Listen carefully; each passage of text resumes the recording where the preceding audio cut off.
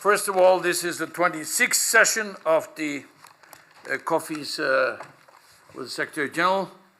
Professor Ian Goldin is very well known to us all at the OECD. He worked as a director of programs at the OECD Development Center in the early 90s. So he has the virus. And once you got the virus, you always get the virus. You know, it's just, he's the Oxford University Professor of Globalization Development, the director, or actually was until very recently, the director of the Oxford Martin Program on Technological and Economic Change, the founding director of the Oxford Martin School, and he's now a consultant on his own. He's published extensively on many topics from development, digitalization, migration, globalization. He'll be speaking to us today about Renaissance 2.0. So we always say 1.0, 2.0, 3.0. This is about the Renaissance. So it's not about the Industrial Revolution, but Renaissance 2.0, that's a more ambitious concept. Globalization, disruption, and policy. His latest book, The Age of Discovery, Navigating the Risks and Rewards of Our New Renaissance, focuses on the very issues that have led to the Second Renaissance: technology, demography, health, economics. But while a Renaissance creates big winners, it, of course, creates losers and new challenges that disrupt the way of life. So, how do we tackle these downsides? No silver bullet, but outward-looking and bold ideas. It's called welcome genius. Investing in science and the arts, simplifying regulations, strengthening social safety nets, accommodating newcomers, embracing diversity, daring to fail, all can certainly go a long way. We were talking about migration today. Integration. So we very much look forward to the talk. And after, we'll hold a Q&A session, and there'll be a book signing at the OECD bookshop. So, Ian Goldin, delighted to have you here. The floor is yours. Secretary General, thank you very much for hosting me for the Coffee with Central Secretary General, and thanks to you all for coming. I realize that this is perhaps the busiest week in the OECD calendar, a short week after the holiday yesterday, the week before the ministerial, so I know there's a huge opportunity cost in you all being here, and not least you, Secretary General, and your colleagues. I was at the OECD many years ago and have been in and out of the institution in the subsequent period. And I believe that this organization, more than any in the international arena, has managed to renew and transform itself to become even more relevant than I could have possibly imagined when I left in the early 90s. And certainly in the period since 2006, it has seen this more vigorously and more effectively, and this is due to you, Secretary General. So I do want to pay particular tribute to what you have done in making this an institution of our age of discovery. What I'll share with you today is thoughts from my new books, and try and provide you a perspective of where I see the coming decades going, because I believe that this institution, the OECD, is really at the heart of trying to shape not only better lives, but a better future, better policies for better lives everywhere. And it's that agenda which requires, I believe, an understanding of the dynamics of the world in order to work out what your comparative advantages are and how best you can affect change. But whether you're successful or not is not just of importance to yourselves and your own careers, it really matters to the world. And I'll come back to that in my concluding remarks.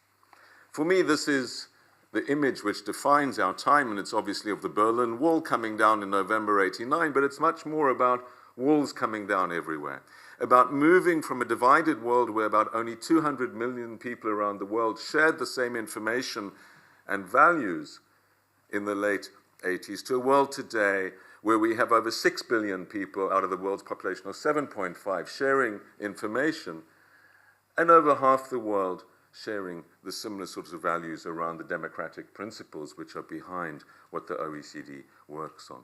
This is a dramatic change. There's never been a more rapid transformation of the world in the history of humanity.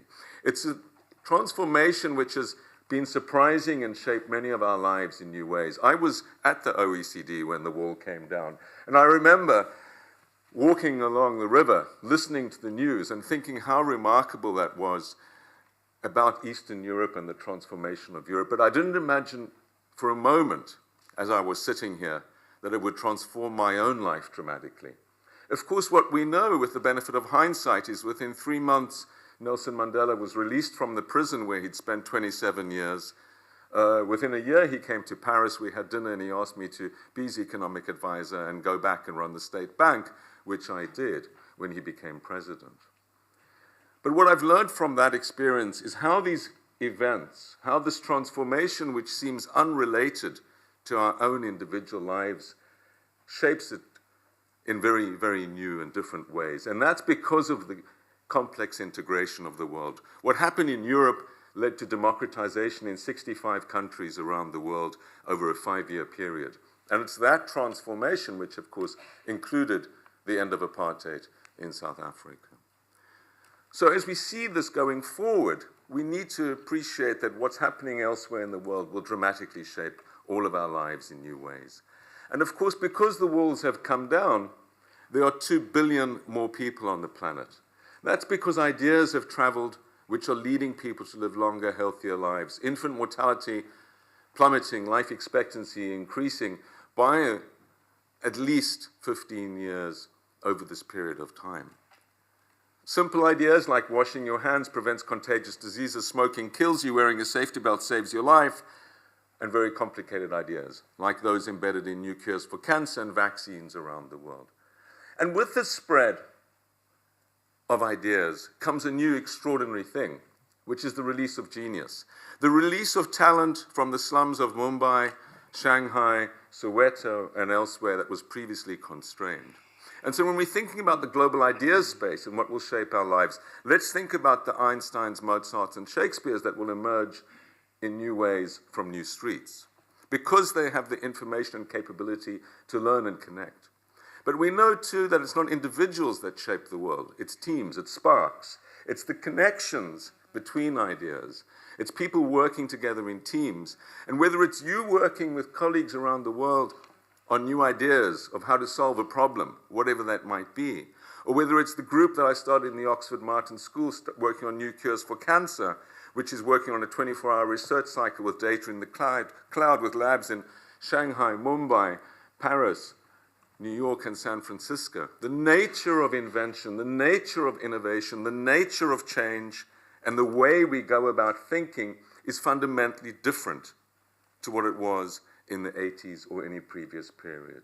And it's, of course, not simply because of more people and more education, it's because of the development of the World Wide Web, which was developed in the same year as the Berlin Wall went down. And it's that shift to create this connectivity, which is the reason I believe we live in a renaissance. It's an information revolution that changes the space in which ideas cook and are made. So think about it as an exponential growth in the number of idea chefs in the world and how that will shift our universe. It's both formal and informal. When I first went to China in 1983, 78 people were doing doctoral degrees. This year, in one department that I teach in Tsinghua University, there are more than 78 doctoral candidates. Indeed, there are over 250 in one department. Yeah. There are over 250,000 doctoral candidates in China. And if you look at the number of patents, if you look at the journal articles, if you look at other indices of the input into the idea space, you see similar sorts of trends. Of course, this is being concentrated, and far from the world being flat, it's becoming more mountainous. Where this idea space is dramatically changing, with over 80% of the ideas now taking place in dynamic cities, and indeed over 60% of the people in the world living or less than an hour away from them. This differential between where things happen and places left out of change is quite fundamental to the way that we need to think about the future. There are lots of ways of confirming what I've been saying about this transformation of the world, but let's just look at some financial flows because many of us are economists and care about these things.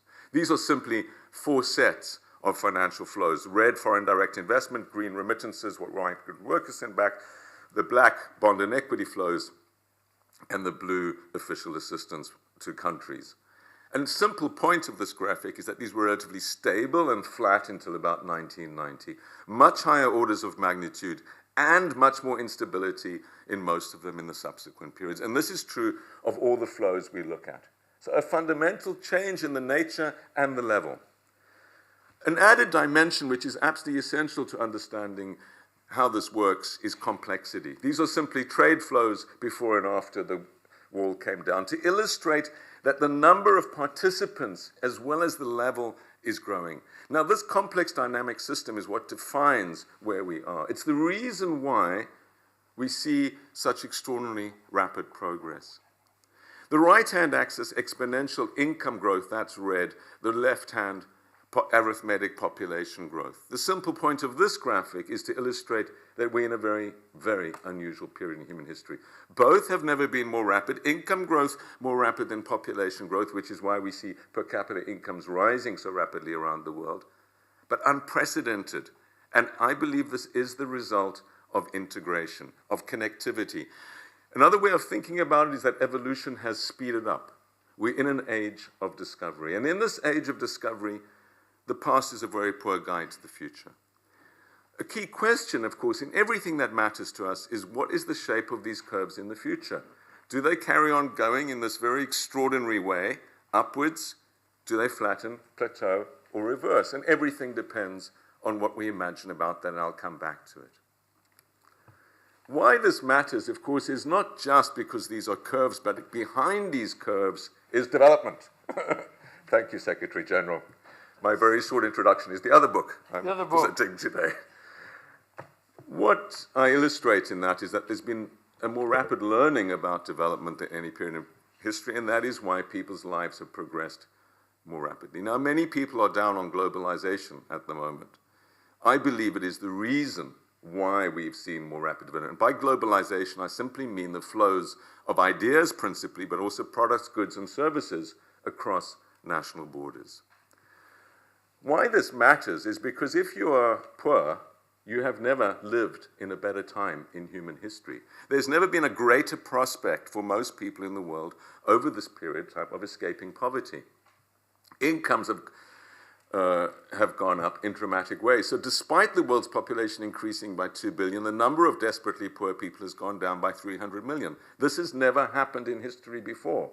Historically, when you got rapid population growth, the number of desperately poor people increased, even if their relative share declined. This time is different. A large part of this is due to the extraordinary improvement in literacy. In a world of 5 billion people in 1990, only 2 billion people could read and write. In a world of 7.5 billion people today, 6.5 billion people can read and write. There are 4.5 billion more literate people. If you believe in literacy, in education, in the ability to access and share information as a driving force of ideas, of change, of progress, this is the reason to believe this is a positive time. And as a result of all of this, from the 1970s today, we see this average improvement of life expectancy in the world of 20 years. It took from the Stone Age to the 1960s to get that sort of progress. I'm going to tell you many things which will depress you, which will make you want to, or might give you nightmares, but when you go to bed tonight, remember this slide. The slide of the good news. The slide of this is by far the best time in human history to be alive. This is a new renaissance. This is a period of progress unlike anything the world has ever seen in history, driven, like the Renaissance, which we celebrate 500 years later, by an information revolution. Then it was the Gutenberg press. Before that, only priests and a very few, less than 0.5% of Europeans could read or write. There was very little to read and write. It was handwritten manuscripts, extremely expensive books, locked up in Latin, mainly in monasteries. And suddenly, with this revolution of cheap paper and print, over 50 million books were printed in a 50-year period, and many more political pamphlets and other things. And with that, ideas traveled, languages were developed, nationalism developed, and science leapfrogged. And that's why we celebrate it so many years later. Of course, we celebrate the iconic art, the things we see in the Louvre and elsewhere, because they were true revolutions. They changed the way that people perceived things. They changed perspective in dramatic ways, the Da Vinci's, Michelangelo's, and others. But it was much more than an artistic experience or creative in the arts and humanities, which it certainly was. It was a scientific revolution. We went from a small flat earth with Europe at the center and dragons on the edge, or angels, to total circumnavigation, Mercator's projection, with apologies to our Australian friends, only Australia not seen by Mercator. But otherwise, this was globalization 1.0. This was the starting of commerce. Dramatic consequences for some places like Venice that were disintermediated around commercial integrated world. Led by science, and of course, even more dramatic, the discoveries that we were not the center of the universe with everything orbiting around us, but we were simply another planet around another star, and we were not God. We were not the middle of things. This posed a fundamental challenge, not only to the church, but to everything that went before. Cities became more important then too. This was the most rapid growth in urbanization that had ever been seen in humanity, and place mattered more than ever in that first information revolution. Places of diversity. Florence was 40% immigrant. Muslims, Jews, others welcomed, but also diversity in other ways, gay and other total liberal views of the world. That's why it progressed, because it was the ideas exchange. It was the have to go to place. Unfortunately, what we don't often think about with the Renaissance, and the point of the book, Age of Discovery, is to highlight not only this creative, extraordinary revolution that came with it and compared to today's, but also the risks. The ships that went to the New World spread diseases, as you know, Secretary General, killed most Native Americans, and brought diseases back, syphilis and others, that killed many millions of Europeans. This information technology revolution was used by extremists, Savonarola, who with his crazy band of followers invented the political pamphlet, distributed them on the streets of Florence, saying, "These ships coming back from the New World are bringing spices and riches and furs, but you, ordinary folk, have seen none of it. It's taking your jobs, you scribes. And, of course, it's deeply corrupt. The church says the rich can go to heaven by paying people to go on pilgrimages for them, paying indulgences. A deeply corrupt authority, growing inequality, and total failure of these experts to manage risk allowed this extremist, with new technology which totally disintermediated the authority of the church, the pamphlet, to overthrow the Medicis in Florence and create a religious, what we would now call jihadist, republic in Florence. The burning of the books, the bonfire of the vanities, you know about.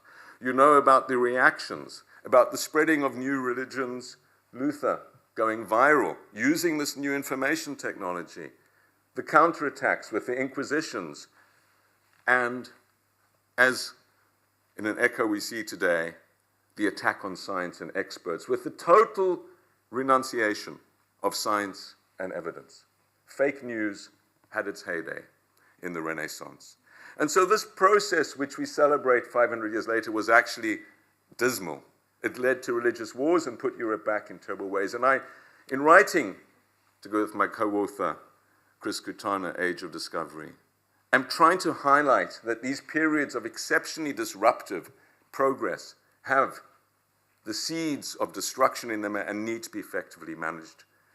And what worries me today is the similar sort of trends we're seeing. While the walls have gone down, this is not Mexico City, this is Sao Paulo, but it could equally be Johannesburg, Manila, or many other places. While the walls have gone down between countries, within countries, the walls are going up everywhere, and you have produced the evidence on rising inequality. And I believe this is because when things change more rapidly, people get left behind more quickly, and we forget that at our peril. Social inclusion and worrying about regional policies and all the things the OECD focuses on is absolutely vital for the stability of this system. And we see this in the evidence in terms of the top 1%. people being left behind. And of course, we see it in the work of Deaton and Case and others in life expectancy. This is the mortality rates, the death rates of white non-Hispanic males in the US going up while everyone else is going down. And if you go to people in the Midwest of the US, their life expectancies are lower than their parents. Their unemployment rates are higher. Their incomes are lower. And their chances of moving home, and that is absolutely central, are lower than their parents. Indeed, mobility rates are half of what they were 30 years ago in terms of potential to move to a dynamic city. And if you try and understand what's driving the politics in the US, as in many European cities, look at housing prices, look at what can people do. So I believe this is not a revolt against change, which is so often the narrative about what we see in growing extremism. I believe it's a revolt by those that cannot change, that are saying we have been left out of change, we are locked out of change. How do we get to be part of change? The dynamic cities are very happy. People are not voting for Marine Le Pen in the numbers that they are in the countryside in Paris. They did not vote for Brexit in London. They did not vote for Trump in the dynamic cities of the coasts of California or New York in the US. And they certainly didn't vote for AfD in big numbers in Berlin, Munich, or Frankfurt. This is a story about people being left out of change.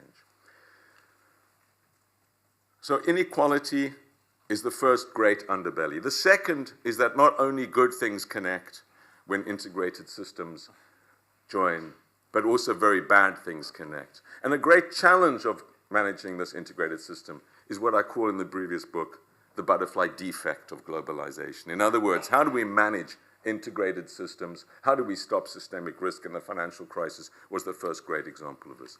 And the third great issue is, can everyone have a good time? Can everyone climb the energy curves, the water curves, the consumption curves, etc., antibiotic use, without the system becoming unstable? And I'm going to come back to that. Now, I want to run through three sets of megatrends first: demographic, economic, and technological, and then come back to some of these adding up issues in a concluding sequence.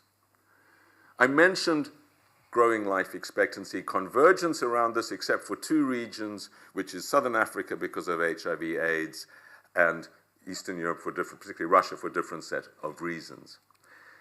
Much more surprising to me has been the collapse of fertility around the world, with Africa the only uncertainty now going forward, and at what pace Africa will come down to the world's average.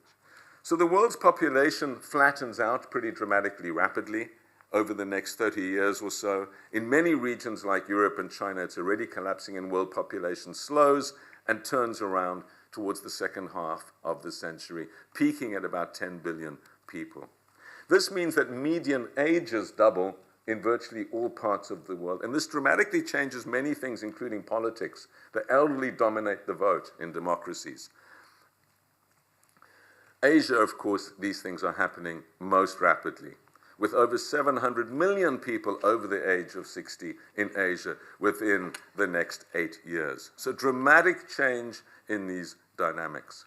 So we need to remove from our mental maps ideas of population pyramids and put in place these sorts of structures. And there are huge consequences flowing from these structures. The first obvious takeaway from all demographic projections for every country in the world is this is the evidence that women are wiser than men, I hate to say. And the reason is they don't make as many stupid decisions. They don't drink as much, they don't smoke as much, they don't stick as many knives into each other, don't drive as many cars into each other, and they live longer in all countries of the world. So more elderly women than men everywhere. But the opposite at the bottom of all projections, more boys than girls. And the reasons, again, are very simple. When you live in a sexist society and the status, income, career prospects of boys are greater than girls, and the girls don't look after you in your old age anymore, and you're only going to have one child, and you have the technologies to choose, you choose to have boys. And so this increasingly skewed dynamic around the world, and this has many dramatic consequences, including accelerating collapsing fertility. Of course, for economists and for the OECD, the weight of the elderly on the young is a dramatic story that shapes everything in terms of public finances and many other things going forward. When the pensions and social security packages were built in the 60s and 70s, average life expectancy on retirement was 7 years and average real risk-adjusted returns were 4%. Now average life expectancy on retirement is already 25 years, growing at least 2 years a decade, and real risk-adjusted returns, maybe, if you're very lucky, are 0.5%. What does this mean? It means you have to save at least 20 times as much for the similar standard of living than you would have in those periods. And in many countries, much more than 20, 50, or even 100 times as much. Where's the savings going to come from? Consumption. Where's it going to go to? What asset classes, including property? And how does this shape? Of course, one of the terrible things that's happening is that perverse regulations in Basel III and Solvency II are forcing people out of equities into gilts, long-dated yields, and that is pushing the yield curve down even further, and that together with quantitative easing is compounding this particular problem. Now, every country is, of course, different. China, very, very peculiar because of its one-child policy, but there's gender imbalances and many other things are happening there. And the US, a lot of uncertainty. And this is because over half the children being born in the US today are being born to immigrant parents, even though they only constitute about 14% of the population. So what happens, and I did this before Trump became president, this graphic, what happens with immigration really affects the future of whether you have a healthy beehive structure here or not. The workforces of the world changed in dramatic ways as a result of this. Europe, of course, passed its peak. China, 1.6 million less workers in China this year than last year. I believe that real wages are likely to double in China over the next 5 years as a result of that. Africa and India, the growing regions. Africa, of course, 53 countries, not one. Migration becomes more and more important, but even if migration was 10 times its current level, it wouldn't have set these demographic drivers of the basic shifts, although I believe it's vitally important. It is the driver of innovation, of skills, and of many, many other things, as I said in this previous book. I believe it shaped our world and will define our future. Now, I don't feel very confident coming to the OECD talking about economic growth projections because this is where you have real depth and expertise. But my view of the future is that it's likely to look a lot like the recent past. In other words, we see world growth figures being extremely healthy, around 4%, driven by emerging markets, and this very, very strange story where emerging markets are our saviors, where the situation we saw in the past century, in the 70s, 80s, and 90s, has been dramatically reversed. They heard and experienced the crises. They heard the talk of orthodoxy. They are now in much better shape, on average lower deficits, and as a result, higher levels of investment in the key drivers of competitiveness. Again, I'm not having to teach the OECD this, but I believe they research and development, education, health, infrastructure, and very importantly, because I believe the future is likely to be characterized by shocks, by risk, having spare capacity, resilience, the ability to throw money at problems is very, very important going forward. Now, when you fired all your fiscal ammunition, as has happened in the OECD countries, when you're in major deficits, you don't have much resilience capacity, let alone the political gridlock that comes out of low growth. When you're growing at 2% or 1%, you can only give, as you know, from all your experience, by taking. And taking is politically difficult. When you're growing at 4, 5, 6, 7%, you can give, invest in the future without cannibalizing from existing generations and from various sectors. So the political economy of investment and on growth is much, and in crisis management, is much easier in emerging markets than it is in the old OECD economies. And that creates an increasing distinction. I think this is not going to change. In other words, I think we're in a very stable situation. Now, the good thing about emerging market growth is not only leads to higher world growth, but of course also more stable world growth because you have more growth engines. When the US gets a cold, the rest of the world no longer has to get fever because there's China and other growing. Of course, there's more integration and therefore there is some correlation between this and they become a bigger part of the story. When you compound these numbers, you see extraordinary things with many emerging markets accelerating beyond where some of the OECD advanced economies are today. Of course, per capita depends on not only growth but also population. And because there's no population growth in China, everything goes into per capita and they go up to 35,000, whereas India doesn't go above 10 and Africa above 5. You change your assumptions not only about growth but about population growth, this changes in pretty dramatic ways given the compounding effects. Along with this, again, work that you've done extensively in the OECD, this explosion of the new middle class of 4.9 billion middle-class consumers within the next 13 years. A key question, of course, is these are mainly going to be Asian. You see these consumption shares dramatically Asian. And one of the many reasons why I think Brexit was an absolutely crazy idea of self-harm by the British people, or only 51% of the British people, those that voted, which was also not even the majority of the British people, but those that voted, crazy act of self-harm, was because, of course, the US is going to become a smaller and smaller share, and Europe over double the size of the US market going forward, and Asia is the real driving story behind this. A key question is there enough stuff? Is there enough resource for all these people? And I'll come back to that question. I address it in that book. Let me now whiz through some technologies. Now, all projections about the future, whatever they are fraught with risk. And this is nowhere more true than it is in technology, where the greatest minds in the greatest institutions get it wrong habitually. Tom Watson. This should not stop us thinking more about the future, because we know we're going to be wrong more often because the world is more complex, more dynamic, and there are more variables at play. So expect to be wrong more often. But we need to think about it more because everything that matters is in the future. In our personal lives, our institution lives, our country's lives, the world. And so we should not be scared off by the knowledge that we will get it wrong and maybe get it wrong more often. We need to think more deeply, and we need to try and understand structural changes. Looking bad is a pretty helpless activity. We know what's no longer trendy. We think each of these devices replaced all of those, but I cannot put up the slide for 5 years' time even of what's going to replace these. There are some constants in science, and this is what's nice about science. And one of them is this capacity of Moore's law to develop. Now, there's a lot of debate about this in the Oxford Martin School, which I've founded. We have over 50 computer scientists working on various aspects of this. We are pretty confident that we will continue to see a doubling of processing speed about every 18 months to 2 years for about the same price over the next 20 years. So what do we get? We get 100,000 to 1 million times the power for the same price over the next 20 years. What we don't know at all is what we're going to do with it. But that it's going to happen, we feel pretty confident about. Now, we know what we're already doing in the lab, and that gives us a hint of what will come into the market over the next 20 years or 10 years. This is, for example, molecular construction at 8 billionths of a meter deep.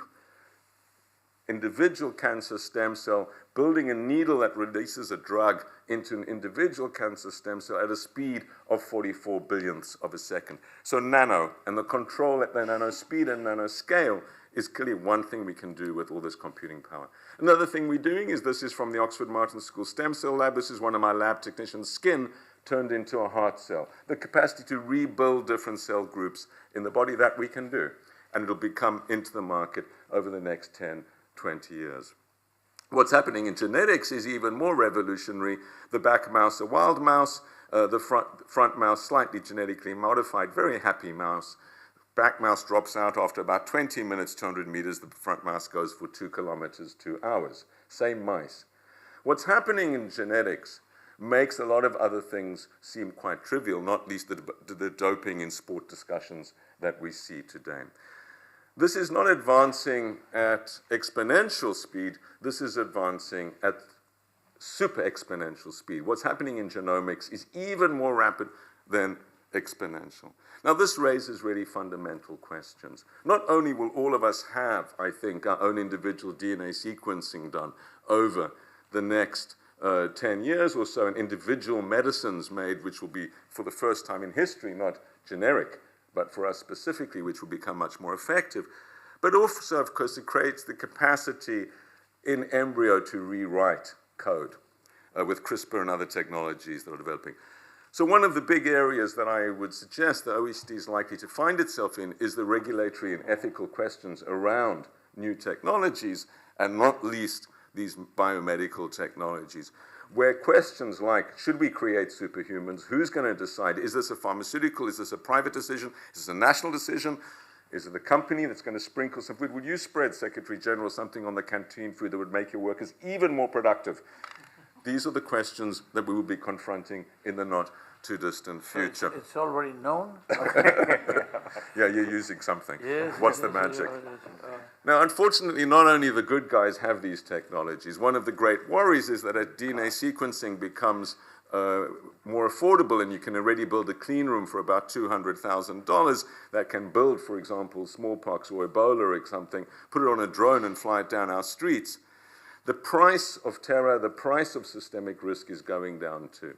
And one of the most dramatic things to understand about technological change is far from the Silicon Valley view of the world that there's no problem an app cannot solve, and the sort of Silicon Valley, I believe, Panglossian view, which is basically technology will save the world. There's the other side of technology, which is these are simply platforms that can be used for immense good and immense harm, and how they are used and whether they're used for good and harm depends on institutions, regulations, and social choice. And that's why developing a regulatory framework, for example, for DNA sequencing, to stop it coming in to bad hands is very, very important. What we know from finance, of course, is this. Barings Bank had existed for over 150 years. Can you imagine the technological, political, and other changes in the world over a 150-year period? A fantastic bank with incredible management. And one day this management team woke up and discovered that one young kid playing with a little bit of new technology had destroyed them overnight, Nick Leeson. And that is the lesson. That are we capable of understanding what these technologies are, who's using them, and not only their upside potential, but also their downside risk, and are we ahead of the curve in doing so? This creates a world of pirates on cybersecurity, and in other areas where small groups can do immense harm. And the problem in understanding these new risks emerging in this period is that the past is an extremely poor guide to the future. The precedents of the past, the 1 in 100, 1 in 200, this is sort of increasingly meaningless in a complex, dynamic world that was moving at such a speed. We can draw risk probability curves for anything. This is the long tail of uncertain, big impact events, but not the Nicholas Taleb black swan exogenous event long tail. There's nothing exogenous in climate change, in a financial crisis, in a pandemic, or a cyber attack. These are things humans are creating that we just don't have our handle on. Systemic risk is not an altogether new concept. In England, we think that a rat coming off a ship in 1348 in an early phase of globalization might have led to the death of half the British population. So that's not a new idea.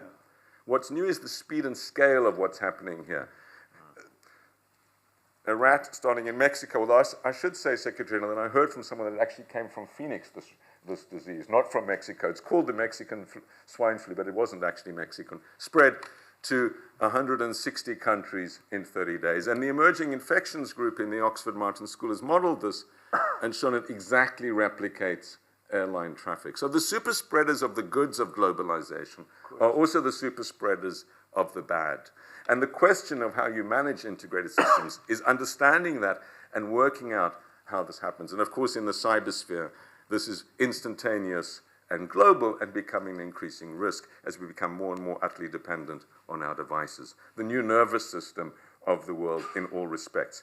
As this moves into the Internet of Things, as everything we do requires connectivity, this trust and integrity in the system issue becomes more and more intense. And of course, it's also moving into our bodies. I have colleagues that are beta testing various devices in their bodies, like insulin released for diabetics, for example. I'm not perfect yet, but I will become better. Right now, I am learning about human emotions. I have a default emotion, which is to be happy. But I can be sad too. Or angry. I can emulate pretty much all human expressions. I would like to live with humans since I learn from interactions. One day I'll work in your business. Or your home. I will help with the kids or care for your elderly. That's Sophia. She's actually been taken apart and put in a box because she's very out of date. The point of this is understanding not only all the other dimensions I mentioned of technology, but also, of course, as Andy and Stefan and I have been trying to do, is understanding the implications of AI and robotics for the future of societies, and particularly for jobs and work. And what you're doing in the OECD is absolutely tremendous on this area, not least in trying to reconcile it with the productivity paradox and the failure of this to transform itself into economic growth and jobs. Now, we've done work, and you've done work, and I'm glad to say we had a little workshop this morning that's going to reconcile our work, and we'll work together on this. Suffice it to say the numbers are very potentially big, that this, whether it's 10% or 40%, will have a dramatic effect on our societies. And getting governments ready and developing the education systems, skill sets, housing markets, transport systems, and other things to cope with this new world is absolutely central. Flexibility becomes more and more key. And if we think it's a problem for the advanced OECD countries, it's an even greater challenge for middle-income countries where a higher share of the economy is routine, rules-based work. Because essentially anything that's repetitive and rules-based that does not require dexterity or empathy can be disintermediated in the coming decades. And so call centers, manufacturing jobs, etc., which are the middle rungs of the development ladder, are likely to be most vulnerable. And it's the price of capital, not the price of labor, that will determine where AI and robotics locates. And so developing countries have a particular challenge in this regard. Now, this isn't the only technological disruption, of course, because allied to it are all sorts of other things. This is footage I filmed at SpaceX, Elon Musk's factory, and this is a titanium rocket part, titanium 3D printing. He's printing 70% of his rocket on site. So relocation, the politics of relocation, 3D printing and AI, playing off into each other. In a world where technology threatens us maybe through things like bioterrorism, or through AI, or through other things, cyber attacks, how societies respond becomes key. And again, I believe the OECD will have an absolutely crucial role in preparing societies for technological change. Germany has banned GMOs and nuclear power. It's not because technologies exist that they get adopted. It's because societies want them and accept them. And how that works and how this handover takes place is going to become more and more central. I mentioned earlier the question of the adding up problem and systemic risk. Now, that problem of the commons is not a new problem. We've known it with the North Atlantic Cod and many other things. Economists have worked on this problem of the tragedy of the commons for over 500 years. What's new is this pace and scale of what's going on here, too. Of course, it arises because nature doesn't know a price. When the rhino horn is worth more than gold, it does not reproduce more. It's also because nature has ecological limits. It's fine if 300 million people in the world take antibiotics, but if 2 billion people in the world take antibiotics, none of them will be effective, and that's before you start applying them to animal systems, etc. So scale matters in ecological systems, and so regulation becomes more and more important. The higher that people climb up the income curve and the more connected they are, the greater their externalities. When you're poor in a village, you don't affect anyone in the world. We all have dramatic impacts on each other and the world in every decision we make. And that is why the role of the OECD in thinking about cooperative activity and the relationship between markets and freedom of choice and the increased choice that higher income gives you and the constraints on that choice, which are an absolute necessary part of that freedom, becomes more and more central. This balance between freedom and constraint becomes more and more acute the higher our incomes and the more connected we are.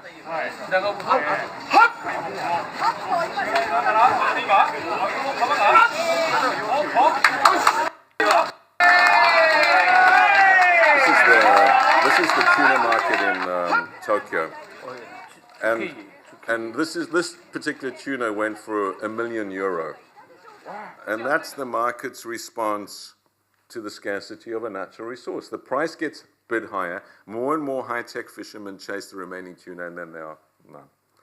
So how one responds to this, and how markets are constrained becomes a bigger and bigger issue. Of course, the problem is not simply a problem of the market. It's also a problem of governments. This is the Aral Sea, shared by 6 countries, each doing the right thing in the short term, which was to draw more water to feed their people, irrigate their crops, collectively a disaster in the long term or in the medium term. The Oxford-Martin Commission for Future Generations study now for the long term tries to grapple with this sort of issue. How do you meet these long-term challenges? And of course, with climate challenges, they are particularly acute. Now, I don't have to say anything at the OECD because you've played a wonderful leadership role in thinking about this and designing instruments for us. To suffice it to say that all the scientists in the Oxford-Martin School and beyond believe this is absolutely uncontroversial. This is not a question of hearing the other side of the argument. The question is, what is the detailed application? Is it going to be X or Y? And that depends on many, many assumptions. We know what to do. We have to go to zero net carbon over the next 25 years or so. That is the only option on the table. Zero net carbon, which is dramatic. It's a new revolution. And we have to do it on an ethical basis, which means allowing the rest of the world to climb the energy curve. Because one option that's not on the table is saying the atmosphere is full. So how we get to this transition in a way that's pro-development, pro-poor, is absolutely central, and I'm absolutely delighted that the great minds in the OECD are thinking about this. You'll notice that the OECD picture is not up here because I didn't want to put a question mark over it. But this global governance system depicted here is totally unfit for 21st century purpose. It was built, it served its purposes, and we can celebrate many of the great things that it's achieved. But radical reform is required. More reform than simply moving the furniture, and I don't think President Trump would lift the sofa. We have this global governance system, which is like individual countries and cabins on an ocean liner with no captain on planet Earth deck. And like so many spillovers of globalization, this is for good reason. We can celebrate the fact that the world is no longer run by 12 white men smoking cigars in a room as it was after the Second World War. That's progress. 35,000 people coming to the Paris climate agreements on their Twitter feeds, that's progress. But it does raise global governance complications. New powers are rising and the system needs to catch up and reform, not least get through this terrible period of push between the greater powers. So we have this paradox of hyperconnectivity and knowledge and a Westphalian governance system, increasing numbers of governments, not decreasing, the EU being the very remarkable, notable exception. The global system that's most expert, leaving aside the OECD, is of course the financial system. Our national treasuries, our central banks, these are the powerhouses, the loci of expertise in national governance. These are the best paid, most powerful people. And at the global level, the IMF, similarly. Compare the IMF to the UN, it's not a comparison. They're not in the same league in terms of people and power and money. And yet, this global expert system has proved itself totally unfit for 21st century purpose. If you want to understand why people don't trust experts and authority, look no further than this, because we've let them down so dismally. And I believe there are 5 reasons for this. First, a failure to understand where we are in history in terms of interdependence, complexity, the extraordinary positives associated with that, but also the fragility of this system. The second is the disconnect between the national and integrated systems. We saw that dramatically in the financial crisis. The third is a real failure, particularly in leadership in governments, but also in businesses, to understand technological change and what's going on. This disconnect amplified. It was the CDOs and the credit derivatives that in Lehman Brothers that simply were not understood by the tens of thousands of PhDs in financial institutions around the world. A fourth dimension is the short-termism of incentives, the accounting systems, mark-to-market accounting, and everything else driving short-termism. And I would put in this as well some of the regulatory responses. This is just a reflection on the term lean management through a Google search and how it took off with globalization too. One of the things that's bad about globalization is the globalization of the MBA and just-in-time working practices. Not at the OECD, of course, elsewhere. And the final problem is not too little information or too little data, but too much, and not being able to discern what's important, being blinded by the blizzard of information. And so you have this extraordinary story of the US Fed Reserve Chairman, the Treasury Secretary, when asked, Hank Paulson, when asked, why did you let Lehman Brothers go down? Answers, we simply did not know what was happening. This is the person at the pinnacle of the biggest information system in the US, with tens of thousands of people at his command across the whole Fed system and Treasury system and the global system and the IMF, say they didn't know what was happening. Yeah. I was living in Washington at the time. My cleaner told me that she had bought a second home. And I should have realized when she said that this was absolutely insane. That how could a person on her income be buying a second home? It was an absence of intuition, of judgment, of relying on networks, on evidence, and excess information, not too little. And it's that which we need to get much better of. Now, because the expert system has let us down so badly, people are romantically looking back to the past. And they're saying, you experts and authorities don't know how to manage globalization. Let's pull back. Unfortunately, these attempts of withdrawal are destined to make the thing even worse, because the fundamental aspect of this, which is not recognized by those that want to withdraw, is that there's no optionality here. There's no choice. There's no wall high enough that will keep out climate change, a pandemic, a cyber attack, or any other threat to our futures. But what these high walls will keep out is the people, the ideas, the expertise, the technologies, the goods, the services, and most of all, the ability to cooperate, which is absolutely central to our ability to manage globalization. I, despite all of this, believe that we have the capabilities now in empathy and understanding what's happening around the world to make progress. We have the diversity of people around the world. Unlike the Renaissance, which was essentially a white male affair, we have a diversity of the global talent. If we cannot move to a world drawing now on 6 billion plus to a world of 7 billion plus people with brains to help solve problems, then these technologies are not helping us. We also have a demonstration, not least here in Paris, of the ability to disintermediate not only from the left or the right, but disintermediate from the center, which I think is inspiring. The ability to use these new tools to tell a story, which remarkably in this case was pro-globalization and pro-Europe, which is not a very popular place for a French president, aspiring person to be. And of course, we see again here in Paris, the summit which brought people together. For the first time in history, relying on science to inform a decision of a global nature. These are reasons for optimism. Now, what does this all mean in terms of the OECD? My own view is that your relevance is growing all the time. I've seen an acceleration of it under you, Secretary General. I believe it will continue.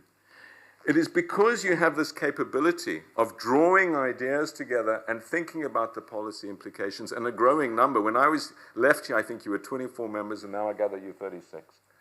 But people come way beyond your membership for participation in systems. The disruptions to the world are absolutely systemic. There is no country insulated, and this will affect the poorest most dramatically. But it requires an interdisciplinary expertise. It requires going beyond what, say, the financial institutions can offer, or what any one institution can offer. And that's what you are so good at, bringing the disciplines together and bringing them together through a pollination problem, which is problem-solving focused. The social, the economic, technology, and equality, politics, I could go on listing environment, agricultural, and so many others across the various parts of the OECD. I think you also, and I've seen the reports you've been issuing on the tensions between local, regional, city, and global. This is absolutely at the heart of it. How does one understand what's happening in Italy today? How does one understand what's happening in the US today? And how does one make sense of that? And I think it's going to require a much greater focus on these tensions and a real caring and empathy for people. These are not people who are misinformed or don't think that globalization has let them down. Globalization has let them down. People are being left behind, and we should make sure that we are able to come up with the policies which helps them. You have the data, ideas and policies, you focus on the right sorts of questions, which are the regulatory, institutional, and other ones. In order to be able to continue to be relevant, of course, you need to keep your focus on excellence. You are only as good as whether people want to listen to you, and that depends on, are you the best? It's increasingly competitive ideas space. And that excellence also requires that you keep changing who you are. The agility, the world will need very different ideas. Your members will need different ideas in a few years' time. That requires plugged into research, plugged into the frontiers, and of course, constant renewal. And I know, Secretary General, under your leadership, the OECD can be relied on, never to stop changing. If you can do all of that, you can all rock on to a very, very happy old age. Thank you.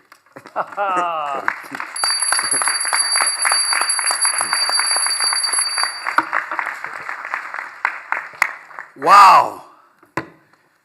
My God, that was, they usually say it's a tour de force, but it was a tour of a cyclone or something, cyclonic.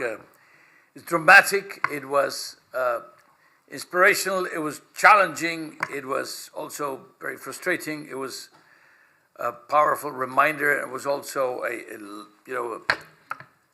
just like a spring to push us into action. So without further ado, let's now move into the question of questions and answers. Please, all of you, feel free.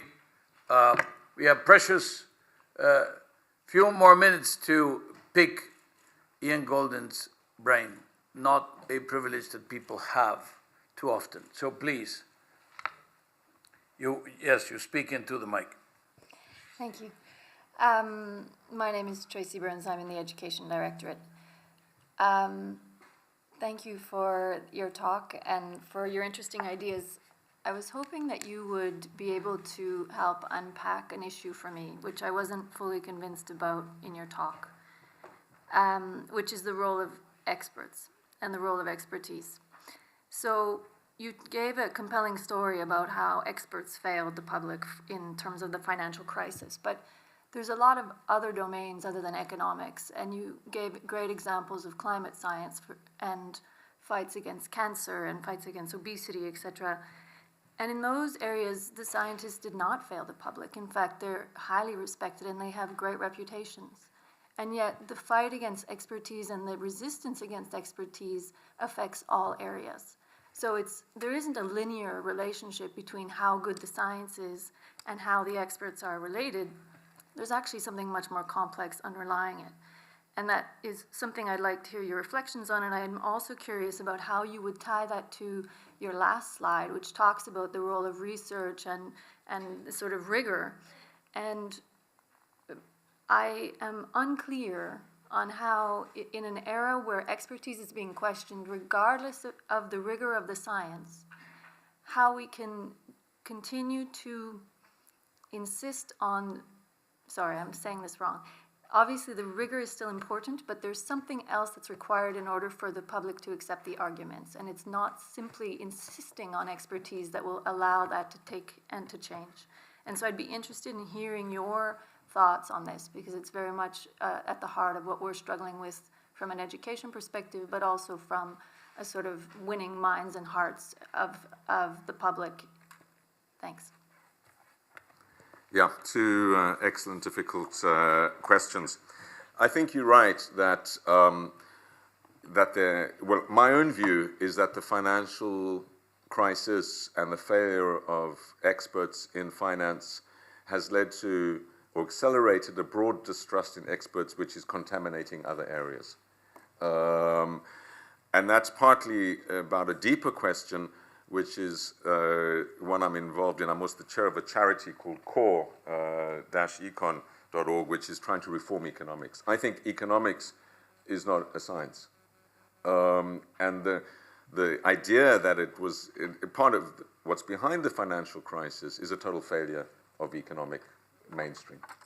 And it was by economists and finance people pushing themselves as experts when they weren't really scientific experts. They were relying strongly on ideologies and on non-expert judgments, I think, that has contaminated other areas. So I would agree about the distinction between, for example, medics or climate scientists and many other areas of science and experts in the finance area. But I do think there's been contamination in lack of trust broadly as a result of that. Those who said they knew let us down. I think a more difficult question is why has there been such a strong pushback, and it can change dramatically in some areas. I think we shouldn't underestimate the pace of change. You see something like, for example, views on smoking, or views on the content of food, or views in other health areas, how you get tides that can tip public opinion. But on climate, it brings up your second question, which is even when the scientists all agree, and we believe them that they're right, like on climate science, we're seeing it now with the anti-vaccination movement, for example. Why are people in science denial?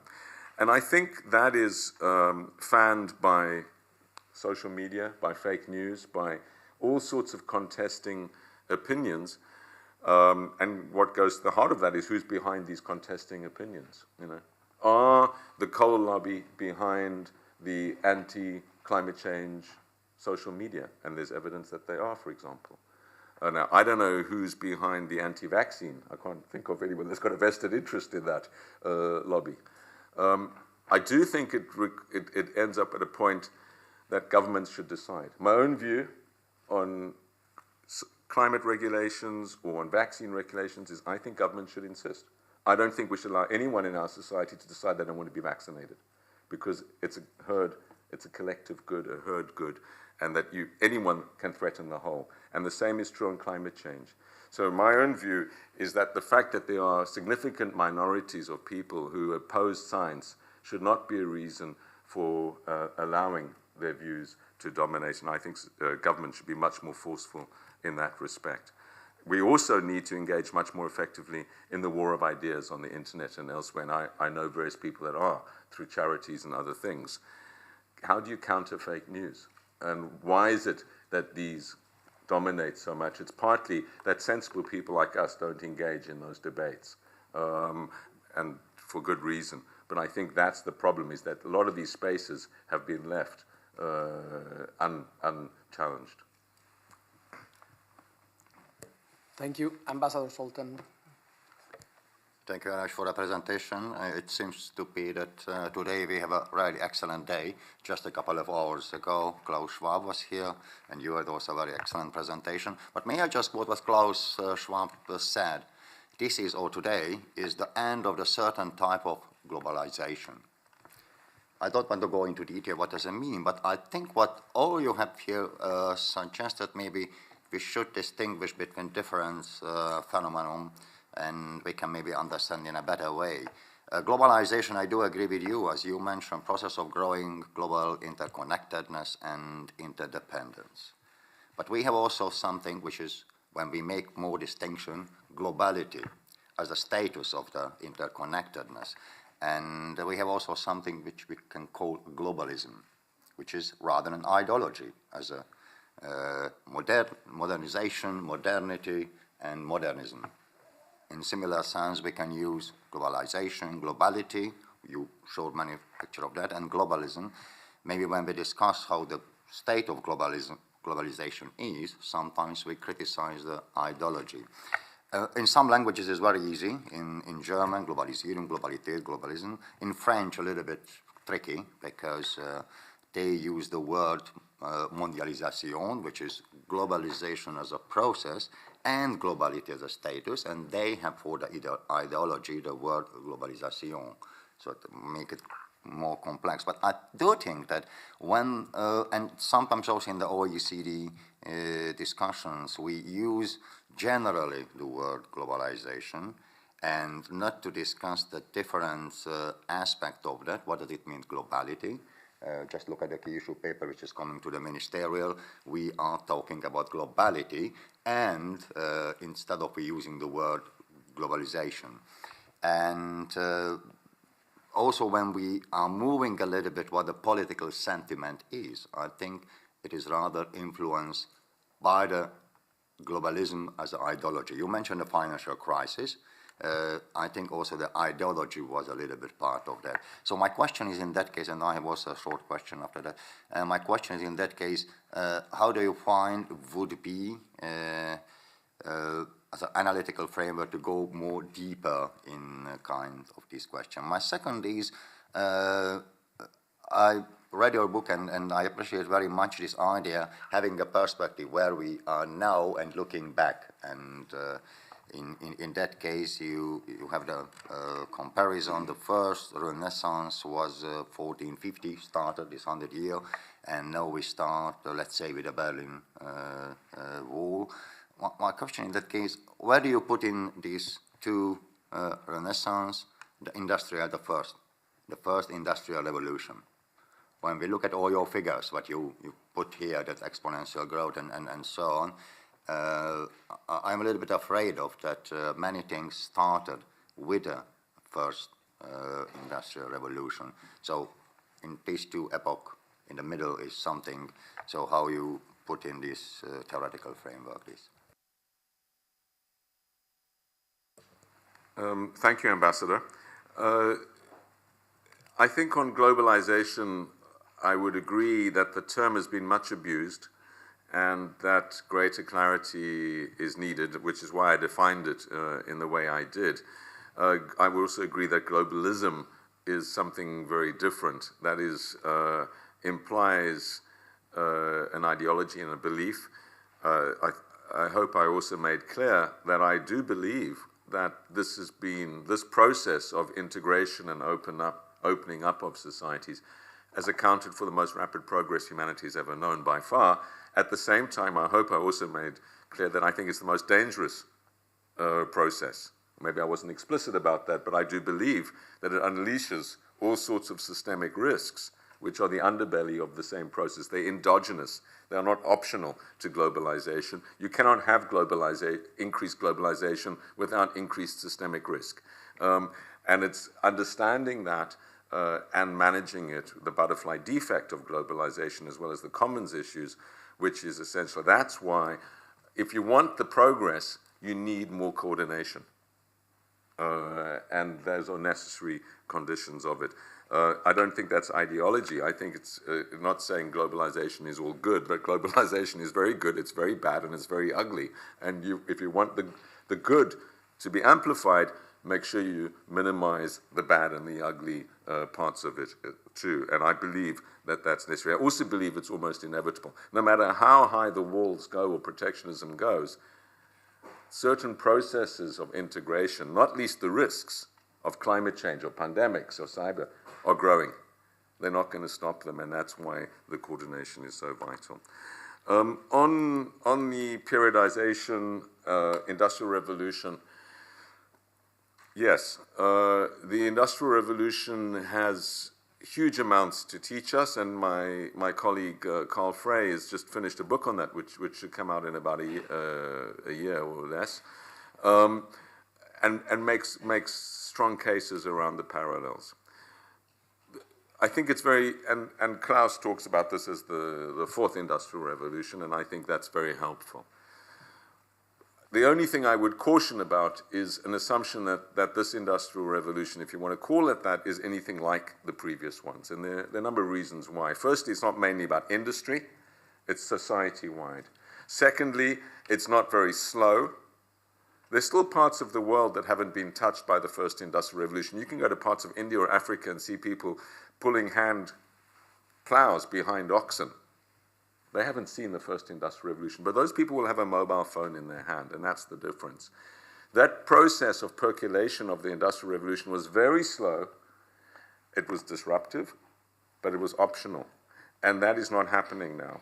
So it's global, it's almost instantaneous, and it's society-wide. And the third reason why I think one needs to be cautious about the parallels with previous industrial revolutions is that they all resulted in more high-skilled jobs and higher incomes than before. So although they were messy and the Industrial Revolution was terribly difficult in transformation over a long period of time in the UK and then in Europe and elsewhere, in the end you can say, okay, people were better off at the result. I'm not at all convinced about that in our case now, for all sorts of reasons, not least the AI and jobs reason. So I think that's different. Other people have referred to this as enlightenment, the second enlightenment. Steven Pinker's done a book, Enlightenment Now. You can read my critique of it in Nature magazine. I think that's dangerous because the Enlightenment, wasn't really enlightenment, like people call it. It was a period of terrible imperialism, slavery, and many other things. The processes that happened then are very different to the sorts of processes now. So that's why I end up with the Renaissance. I would emphasize this isn't a competition between different labels or different time periods. Any historical reference that is useful is good. The Chinese have said to me, Renaissance, European thing, don't you know that we had a Renaissance long before? Of course I know. And India also had a Renaissance. Those are all important. I just happen to know more and can explore this one better. But anything that one can learn from history is important, not because history repeats itself. It never does. But because history does rhyme. You can pick up insights, similarities from the past, which help you inform the present and where you're going. Thank you, Ian. We have 7 minutes because Ian has to catch a plane, and we have 3 questions. So I ask you to be brief, and we're going to compile them if you agree. So it's easier to have Alice, Angel, and Andy, all with A. Shall I go? Yeah. Hi, I'm Alice Holt. I work in the Office of the Secretary General. I actually wanted to ask you precisely about the label Renaissance. I do find it a useful analogy through which to think about our rapidly changing world and the breakthroughs that we're seeing at the moment. But I also know that the Renaissance was a perceived leap forward from the so-called Dark Ages, but it was also supposed to be a reconnection. And I was just wondering what, if anything, plays the role of ancient Greece and Rome in Renaissance 2.0. Angel Melguizo from the Development Center. As you know, we like to see outside the OECD or the countries that might become OECD countries. So very much related to your comment, China. Does it mean Renaissance? Does it mean that you don't trust that China is really transforming and leading the digital economy as well, and actually recuperating the leading role that it had in the world in the 18th century? Would you be there? Thanks. Ian, you reminded me, and I'm very happy you brought it up, that a lot of these digital technologies have diffused far faster than, and so, but nevertheless, it's associated with a lot of inequality. And so I get my question to you is the digital divide a leader to inequality, or is it the clean water and the electricity divide? Yeah. Let me try and cover all this. Let me just remind everyone that after this, there will be a book signing by Ian in the bookshop. Just a so we can carry on the conversation. We can carry on the conversation then briefly. Alice, your question, I think that's intriguing. You're absolutely right. The whole concept of the Renaissance, not least as expressed by the big symbolic people that we associate with it, was that reconnection with Greece. My sense is that what we are doing now is reconnecting not only with the whole trajectory, but also with the world being, a lot of the philosophical underpinnings of that, humanism, for example, which became so central to the Renaissance ideas, are being explored. And there's many, many dimensions to this perception, and you see it a lot in civil society, and you see it a lot in other areas, where people are rediscovering values as the absolute central defining message. A lot of what we're seeing around the Me Too movement, a lot of what we're seeing in the disgust with fraud, and again, talk about expert systems and scientists, the VW emissions scandal, the European Union experts, they were scientists, supposedly, or technologists, they defrauded, allowed it to happen. But this values focus, I think, is something which goes back not only to previous periods, but also connects with other things like religion and many other dimensions associated with that. I had a fascinating conversation with the Pope where he was basically talking about this as his great, great feeling. But I think you're absolutely right, and that's important. Nice to reconnect with the Development Center where I spent formative years. No, I'm very bullish on China. I think China is, the fears about China are largely misplaced.